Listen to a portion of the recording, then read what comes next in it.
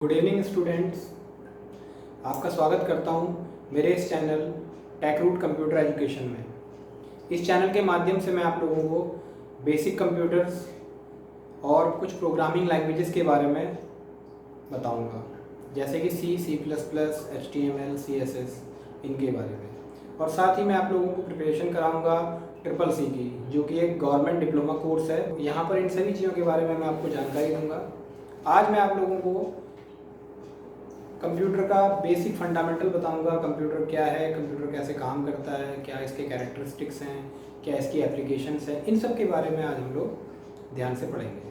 तो चलिए स्टार्ट करते हैं और सबसे पहले देखते हैं व्हाट इज़ कंप्यूटर और ये कैसे आपके लिए एक फ़ायदेमंद डिवाइस है।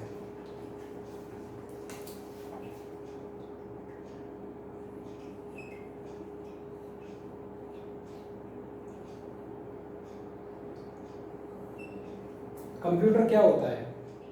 देखिए, कंप्यूटर को अगर हम लोग अपनी सरल भाषा में एक लेमन टर्म में जाने तो कंप्यूटर क्या है? कंप्यूटर एक मशीन है जो भी आप एज ए यूज़र उसको इंस्ट्रक्ट करते हैं, जो भी आप उसको बताते हैं ये करना है करके, तो वो उसको करके आपको एक आउटपुट दे देता है।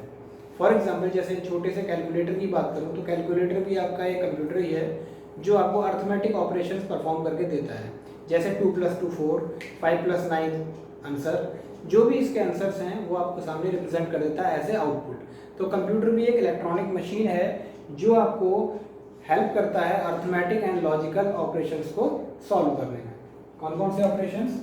अर्थमेटिक और लॉजिकल। तो इसकी डेफिनेशन को थोड़ा ध्यान से पढ़ते हैं। Computer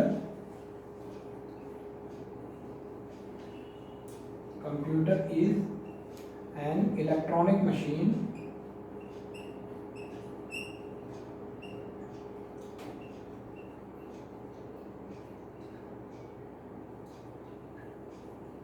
that process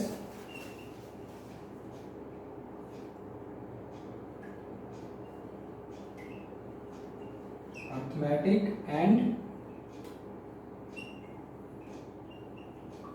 logical problems।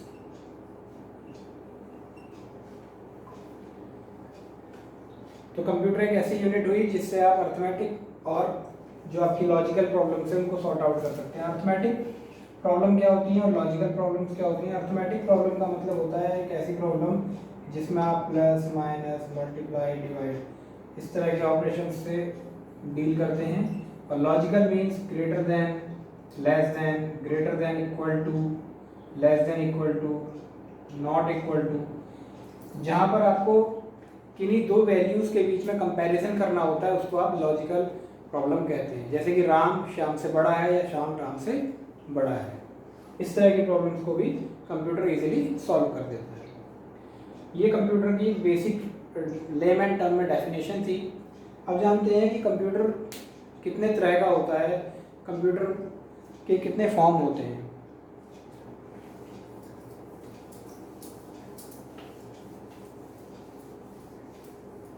Computer basically 3 type का होता है।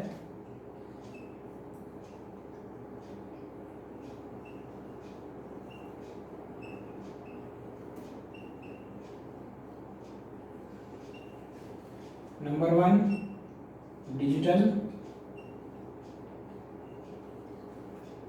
Computer, second one analog computer और थर्ड वन हाइब्रिड।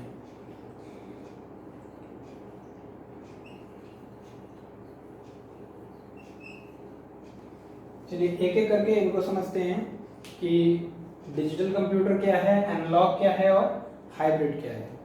जैसे कि इसके नाम से ही पता लग रहा है, डिजिटल कंप्यूटर मतलब एक ऐसा कंप्यूटर जो आपके इंस्ट्रक्शंस को डिजिटली मतलब 0 और 1 के फॉर्म में सॉर्ट आउट करे और आपको प्रोसेस करके दे रिजल्ट को। इसको डिजिटल कंप्यूटर कहते हैं।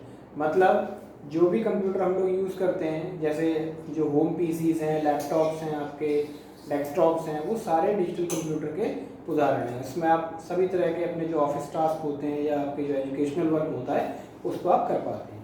बल्कि एनालॉग कंप्यूटर का मतलब होता है यहाँ पर वो फिजिकल नेचुरल प्रोसेस करता है, मतलब नेचुरल चीजें हैं जैसे आपका टेम्परेचर, प्रेशर, इन सब की जो मेजरमेंट होती है वो जिन डिवाइसेस से होती है उसको बोलते हैं एनालॉग कंप्यूटर। इसको थोड़ा सा और अच्छी तरह समझ लेते हैं। लेट से मान चलिए आपको दिल्ली का टेम्परेचर पता करना है कि दिल्ली में कितना टेम्परेचर है, तो उसको कोई ना कोई मशीन तो आपको बताती होगी ना कि वो आज 10 डिग्री है, 15 डिग्री है या 40 डिग्री सेल्सियस है। तो वो जो मशीन है उस मशीन को आप एनालॉग कंप्यूटर कहते हैं। अब बात आती है हाइब्रिड। हाइब्रिड जो वर्ड है ये, इसका मतलब ये होता है मिक्सचर। मिक्सचर मीन्स मिला जुला। अब इसका सिंपल सा फॉर्मूला है, हाइब्रिड मीन्स आपका डिजिटल कंप्यूटर और प्लस एनालॉग, ये दोनों कंप्यूटर जब मिलके बनते हैं तो उसको हाइब्रिड कंप्यूटर कहते हैं। वैसे अगर अभी जो करंट में सिचुएशन है, जो हमारे पास डेस्कटॉप हैं, लैपटॉप हैं, अगर उनकी बात की जाए तो वो हाइब्रिड के ही फॉर्म में आते हैं, सिर्फ एक चीज़ की वजह से, और वो है उस हार्डवेयर मशीन का टेम्परेचर बता पाना। मीन्स अगर आप लैपटॉप के बायोस में जाके चेक करते हैं तो वो उस मशीन का टेम्परेचर बताता है। अगर आप आजकल के जो लेटेस्ट पीसीज हैं उनको देखते हैं तो उनके अंदर भी उसका टेम्परेचर बताता है। दैट मीन्स अगर टेम्परेचर बता रहा है तो वो कैसा डिवाइस हो गया, एनालॉग। और साथ में वो आपका काम भी कर रहा है डिजिटली, जो आप ऑफिशियल टास्क कर रहे हैं वो कैसा हो गया, डिजिटल। तो दोनों तरह के प्रोसेस कर रहा है, तो उसको आप क्या कह सकते हैं कि वो आपका एक हाइब्रिड कंप्यूटर है। सिर्फ इस केस में जनरली क्या होता है कि हाइब्रिड कंप्यूटर आपके साइंटिफिक लैब्स में रखे रहते हैं जहां पर वो टेम्परेचर या प्रेशर को कांस्टेंट रखकर किसी एक वैल्यू को मेजर करना चाहते हैं, तो वहां पर हाइब्रिड कंप्यूटर होते हैं जो प्योर हाइब्रिड जिन्हें कहा जाता है। जनरली हम लोग डिजिटल कंप्यूटर पर ही काम करते हैं। तो होप दैट ये तीनों आपको समझ में आए होंगे। अगर इसमें आपके किसी तरह के डाउट्स हैं तो आप मुझे इस वीडियो के कमेंट सेक्शन में मुझसे क्वेश्चन पूछिए, मैं आपका उसको कमेंट के थ्रू या वीडियो बनाकर उसका आंसर दूंगा। चलिए आगे चलते हैं।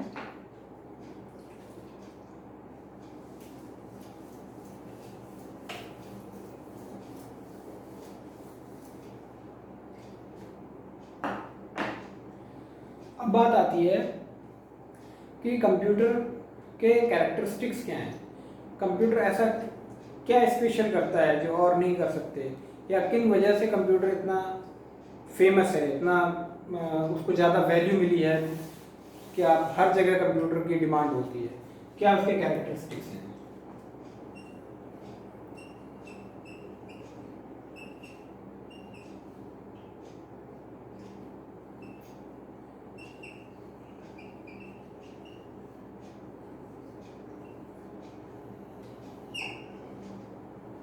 Characteristics of computer. कैरेक्टरिस्टिक का मतलब होता है उसकी क्या विशेषताएं हैं। तो सबसे पहली विशेषता क्या है, स्पीड।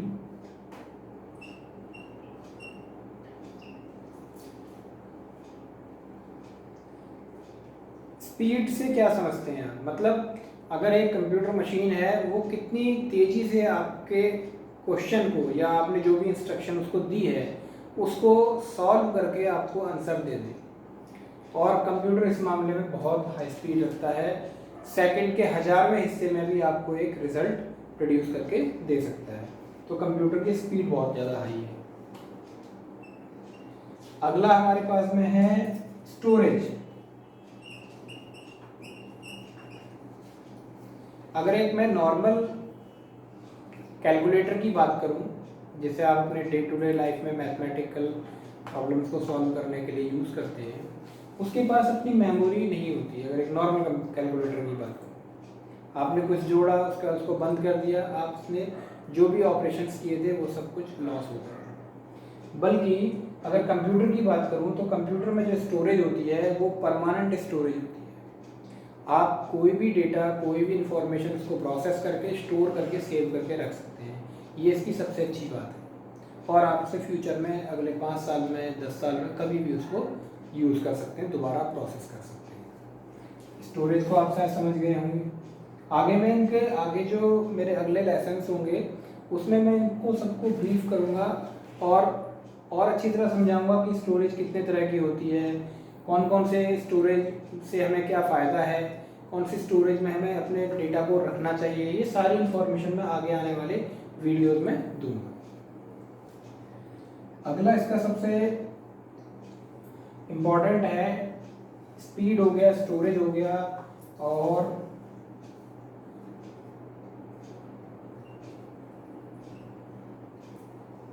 डेलिजेंस।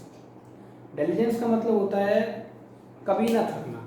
दैट मीन्स आपने काम किया, आप थोड़ी देर बहुत अच्छे रहे, फिर उसके बाद आप पढ़ाते रहे, जैसे अब मैं पढ़ा रहा हूँ। अब मैं अगर कंटिन्यूस इसको मैं 5 घंटे तक पढ़ाता रहूँ तो हो सकता है जो एनर्जी अभी मैं बोल रहा हूँ लास्ट के 5th आवर्स में उस एनर्जी से मैं नहीं बोल रहा हूँ। बट कंप्यूटर के केस में ऐसा नहीं होता। कंप्यूटर अगर फर्स्ट सेकंड में जिस स्पीड से चल रहा है वही उसकी स्पीड आखिरी सेकंड में भी होगी जब आप लास्ट अपनी इंस्ट्रक्शन को परफॉर्म कर रहे होंगे। तो डेलिजेंस में क्या है, कंप्यूटर जो है सेम स्पीड से सेम प्रोसेस से आपके काम को ऑल टाइम करता रहता है जब तक वो वर्किंग स्टेज में रहता है। नेक्स्ट वन है एक्यूरेसी। एक्यूरेसी को आप लोग समझते होंगे। एक्यूरेसी का मतलब होता है किसी भी सवाल का जवाब सटीकता से दें। कंप्यूटर पर जब भी आप किसी प्रोसेस को करते हैं, किसी इंस्ट्रक्शन को प्रोसेस करते हैं, तो उसके जवाब के सही होने के चांसेस लगभग 100% होते हैं। कुछ इंस्ट्रक्शंस में वो डेसिमल के 10th पार्ट तक आपको एक्यूरेसी देता है, लेकिन मोस्टली आप उसको निगलेबल करें तो आपको 100% रिजल्ट एक्यूरेसी से मिलता है। तो किसी भी एक मशीन के लिए जो सबसे इम्पॉर्टेंट चीज़ होती है वो होती है एक्यूरेसी। अगर वो मशीन प्रोसेस कर रही है और उसमें एक्यूरेसी नहीं है, तो अगर भले ही उसकी स्पीड करंट स्पीड से 10 टाइम्स ज़्यादा ही क्यों ना हो, लेकिन अगर एक्यूरेसी से रिजल्ट नहीं दे रही तो मशीन आपके लिए किसी काम की नहीं। लेकिन कंप्यूटर इस केस में खरा उतरता है। आप जो भी उसमें प्रोसेस करेंगे आपको अप टू 99.999% तक आपको एक्यूरेसी में रिजल्ट्स देगा। तो ये कुछ मैंने आपको कैरेक्टरिस्टिक्स के बारे में बताया जिस वजह से कंप्यूटर को इतनी ज़्यादा मार्केट में वैल्यू मिली और कंप्यूटर आप अपने डे टू डे ऑफिस में अपने घरों में यूज़ कर पा रहे हैं, ये इसकी कैरेक्टरिस्टिक्स की वजह से। चलिए अब इसका अगली चीज़ जानते हैं कि इसको हम लोग कहाँ कहाँ यूज़ कर सकते हैं, मतलब एप्लीकेशन ऑफ कंप्यूटर, एप्लीकेशन का यूज़, इसका कंप्यूटर का आप यूज़ कहाँ करते हैं, इस चीज़ के बारे में थोड़ा सा समझते हैं।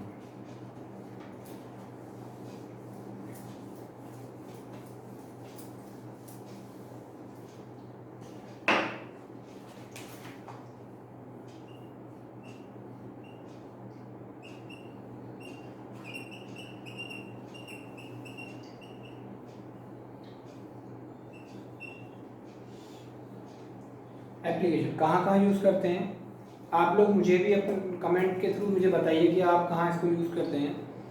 आप ऑफिसेज में यूज़ कर सकते हैं,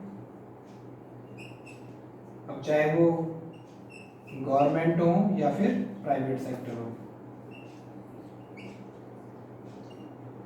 आप होम पीसी कर सकते हैं, आप घरों में यूज़ कर सकते हैं, आप स्कूल्स में यूज़ करते हैं। स्कूल्स में चाहे वो आप एजुकेशन लेने के लिए हो, चाहे प्रैक्टिकल उसमें कोई काम कर रहे हो। आप शॉपिंग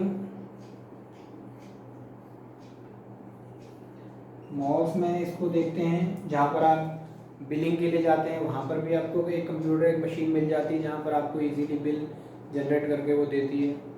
और भी ऐसी बहुत सी इंडस्ट्रीज़ हैं जहाँ पर बिना कंप्यूटर के काम नहीं होता। और आज के टाइम में तो हम ये कह सकते हैं कि हर इंडस्ट्री अप टू 100% बिना कंप्यूटर के काम नहीं करती है। चाहे किसी भी तरह की इंडस्ट्री हो, वो चाहे आप एक सिंपल सी किसी एक मिठाई बनाने की दुकान को भी देखते हैं तो वहाँ पर भी आपके पास में एक बिलिंग मशीन रखी रहती है जो अपने आप में एक छोटा कंप्यूटर होता है जो आपको बिल करके इलेक्ट्रॉनिकली आउटपुट में प्रिंट आउट निकाल के आपको एक बिल प्रोड्यूस करके देता है।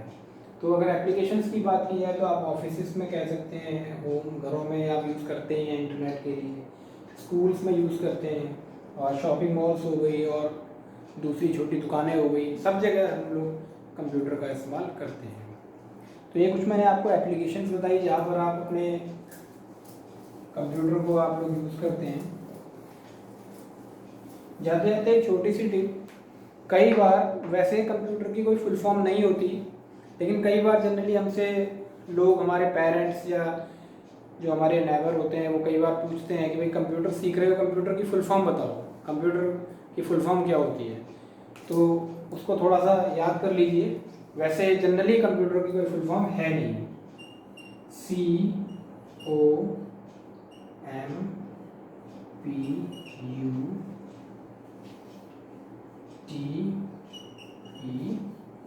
COMPUTER, C for common, O for operating, M for machine,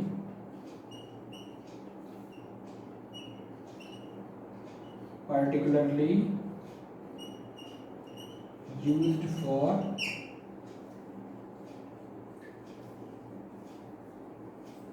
training, education and research।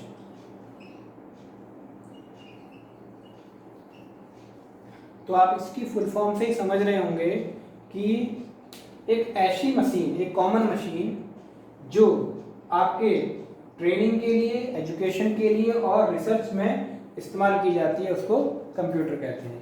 Internet पर अगर आप सर्च करेंगे ऐसे आपको बहुत सारे फुल फॉर्म्स मिल जाएंगे जो लोगों ने अपनी सहूलियत के हिसाब से कंप्यूटर की फुल फॉर्म बनाई हुई है। तो आप उसमें से कोई भी एक याद कर सकते हैं। ये थोड़ा इजी है जो मैंने आपको बताया, आप इसको भी लोगों के लिए, जब कोई आपसे पूछता है तो आप उसको ये जवाब दे सकते हैं। अब मुझे कमेंट कीजिए, मुझे बताइए कि who is the father of, who is the inventor of computer. मैं जानना चाहता हूँ कि आप में से कितने लोग जानते हैं। अगर नहीं जानते तो मैं नेक्स्ट वीडियो में ज़रूर बताऊँगा, आज भी बता सकता हूँ, लेकिन आपके कमेंट का मुझे इंतजार रहेगा। Who is the father of computer, computer किसने इन्वेंट किया। और अगले सीरीज में मैं आप लोगों को इसकी हिस्ट्री बताऊंगा, तो उस टाइम पर मैं कंप्यूटर कैसे स्टार्ट हुआ और उसकी कितनी फेजेस हैं, वो सब हम लोग नेक्स्ट वीडियो में डिस्कस करेंगे। तब तक आप जो है इसका मुझे कमेंट में मुझे इसका आंसर दीजिए। और अगर आपको ये क्लास पसंद आई हो तो लाइक कर दीजिए। अगर आप मुझसे जुड़ा रहना चाहते हैं तो चैनल को सब्सक्राइब कर दीजिए। नेक्स्ट वीडियो में मिलेंगे, तब तक के लिए बाय।